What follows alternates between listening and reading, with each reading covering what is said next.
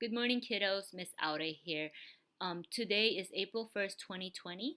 This video is for my fifth graders. We will be working on reading comprehension, specifically comprehending informational text. So, what do fifth graders need to be able to do when we read informational text? Well, the first thing is you need to be able to quote accurately. That means you need to be able to find a phrase, a sentence that can help you explain what the text actually says, or when you're trying to explain what the author meant, but they didn't write down what they meant. So you're trying to make inference. The next thing you should be able to do is determine two or more main ideas of a text and explain how they are supported by key details. Summarize the text. So be able to find those two or more main ideas and how they're being supported, and also be able to say in your own words what the text was mostly about. Then the next thing you should be able to do is explain the relationships or interactions between two or more individuals, events, ideas, or concepts in a historical, scientific, or technical text. So for us today, we're going to be reading a historical text. So you should be able to explain the relationships between the people, the events, the ideas when we read this text. And you're basing those explanation on information that the author gave us. Today, the passage you will be reading along with is titled Hong Kong's Bun Festival. So as you can see, this is in a different place. Hong Kong is not in America. It's part of China or Asia. So we'll go ahead and read the passage.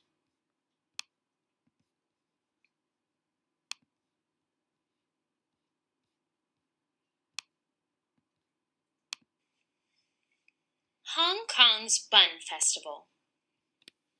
The region of Hong Kong, in East Asia, is made up of hundreds of islands, some very small and some quite large. One of those islands is named Chung Chau, a tiny territory shaped like a dumbbell. Less than an hour away from Hong Kong's main island by ferry boat, Chung Chau is famous for the festival it throws every year in spring, usually in April or May. So here the author right away introduced us to the setting of the place where the festival is taking place, which is it's a region in Hong Kong. It's in Asia, and it tells us that it's in a particular island. It's part of these hundreds of islands in Hong Kong, and the island's name is Chung Chau. And if you don't know what a dumbbell is, it's what weightlifters use to lift weights. So this particular island is shaped like that, and it tells us that in this island they're going to talk about festival that happens on this island. And I know I said we're going to be reading a historical text. It doesn't mean that we're reading something in the past. It could mean that it's a tradition that was started long ago, but we still do it today. So this particular festival happens every year, and it happens around this time, April or May. The festival lasts for about a week and is called the Chung Chau Bun Festival. It is named after the steamed buns, small round pastries filled with sweet paste that are eaten on this holiday. Though Chung Chau is usually a quiet fishing village, hundreds of thousands of people visit during festival time. They come to celebrate and to eat the island's famous buns, which are all stamped in red with the Chinese character that means peace. I'm really excited to read this text because I am familiar with the steamed buns that the author is talking about. I'm also intrigued as how the fishing village is very quiet. Then all of a sudden, once a year, hundreds of thousands of people come to this place just so they could taste the island's famous buns. As part of the celebration, the people who live on the island organize a giant parade. The excited crowd leaves from Chung Chau's big temple, called the Pak Tai Temple, and winds its way around town. Children dress up like divine and legendary Chinese characters and sit at the top of long poles that are paraded through the streets like living floats. There are also drummers, opera singers, and dancers dressed as dragons and lions. This sounds like a huge party, and I get that picture because the author used the word giant parade. I also get that picture in my head that it seems like it feels like a party because of this last sentence that in the parade there are drummers, opera singers, dancers, and dragons and lions. This reminds me of a Chinese New Year celebration where there are dragon dancers and lion dancers in a parade. So I've seen those um, throughout my city. For a few days before the parade, the residents of Chengchao only eat vegetarian food, but afterward it is tradition to eat meat. Once the procession is over, the island's butchers reopen their doors and there is a great feast. Oh, interesting. So before the parade, all the people that live in Chengchao have to eat just vegetables. But after the parade, they can start eating meat. The real highlight of the festival, however, happens at the stroke of midnight. It's the bun scrambling competition. Several huge towers are built in the center of the island and are covered with plastic buns. Contestants climb up the towers as fast as possible and throw as many buns as they can over their shoulders and into the open knapsacks they carry on their backs. Interesting. So part of their celebration is they have a competition of who can collect as many buns as they can while climbing up a tower as fast as they can. That sounds like fun. This is one of the biggest traditional celebrations in Hong Kong, says Mason Hung, a Hong Kong Tourism Board senior manager. It has been so well preserved. So notice this particular text here has quotation marks. So this is not exactly what the author is saying. The author is quoting someone who's been there, who lives there, and who's talking about how this is the biggest traditional celebration in Hong Kong. And notice the word preserve. Preserve means it's something that they try to keep the tradition similar to how it was done in the years past. The contest was put on hold from 1978 to 2005 because one of the towers fell down. Now there are new rules. The structures need to be made of steel instead of bamboo. And instead of being open to everyone, only 12 carefully chosen participants can join in. First, though, they are trained in the basics of safe climbing. Oh wow. So that's a long time. Can you count how many years that is? So between the years 1978 to 2005, they didn't do the competition because a tower fell down. It must have been a terrible accident for them to stop it for that long. And now they have new rules. The tower has to be made of steel, and not everybody can go on it. So I guess a lot of people tried to climb it, and the whole structure fell. Luckily for everyone else present, tasty buns are given out at the end of the competition. And the boat back to Hong Kong's main island runs all night long. Okay, so people don't have to go racing up to get the buns. They can just wait till the end of the competition and everyone receives one.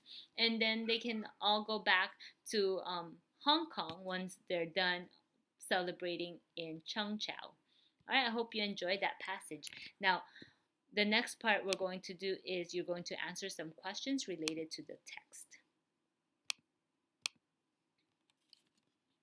Go ahead and get a paper and pen and write your answers. I will go over the correct answers at the end. Number 1. What is Chengchao famous for? Is it A, the Chengchao Bun Festival? Is it B, its dumbbell shape? Or is it C, the hundreds of islands it is close to? Or is it D, the Paktai Temple? Number 2, if I am going too fast, you can press pause and just write your answer. Number 2, what does the author describe in the passage? A, a popular bun eating competition.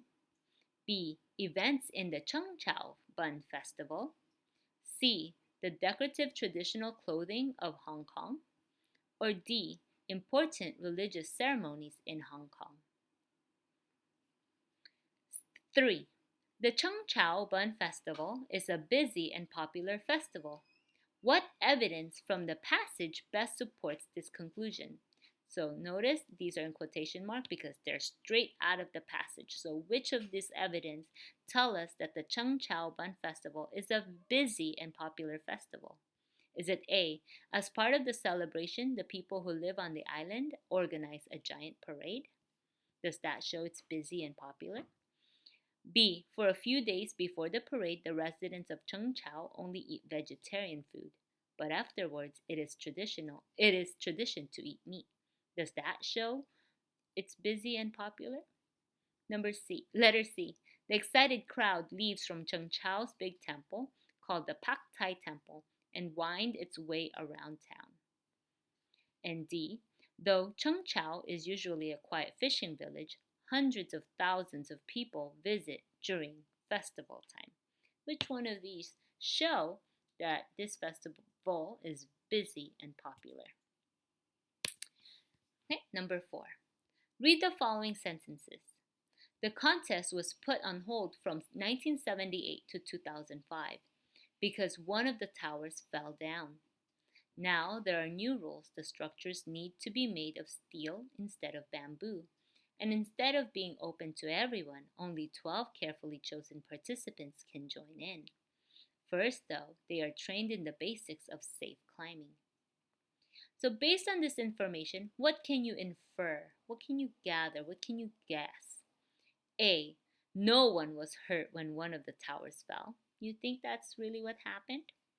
B, the contest was not missed from 1978 to 2005. Is that what the author's trying to say? C, people were hurt when one of the towers fell. Is that what the author was trying to say? D, the contest and its rules have never changed. Is that what the author was trying to say? Number 5, what is this passage mostly about? Is it about A, a traditional celebration in Hong Kong? Was it mostly about B, people who climb towers of plastic buns? Is it mostly about C, how to make traditional steamed buns? Or D, a parade with drummers, opera singers, and dancers? All right, pick your answers. Let's go over the correct answers. For number 1, what is Chengchao famous for? The answer is A, the Bun Festival. Number 2, what does the author describe in the passage? Yep, the events in Chengchao Bun Festival. Number 3, the Chengchao Bun Festival is a busy and popular festival. What evidence from the passage best supports this conclusion? The correct answer is D, that though Chengchao is usually a quiet fishing village, hundreds of thousands of people visit it during festival time. The hundreds of thousands of people show that it's busy and very popular. Sorry, that's my cat meowing. Number 4, read the following sentences. So after reading that, what can you infer? Yes, the author was trying to tell us that the people were hurt and when one of the towers fell. Number 5, what is this passage mostly about? A, a traditional celebration in Hong Kong. That's all the passage was talking about. How did you do? I hope you got 100%. Once you've completed this, you may go to my website and go to your grade level.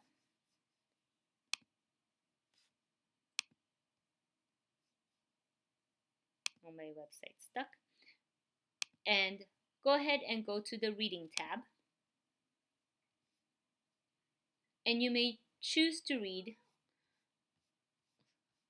the next part of Charlie and the Chocolate Factory, or you may choose to read the Lorax,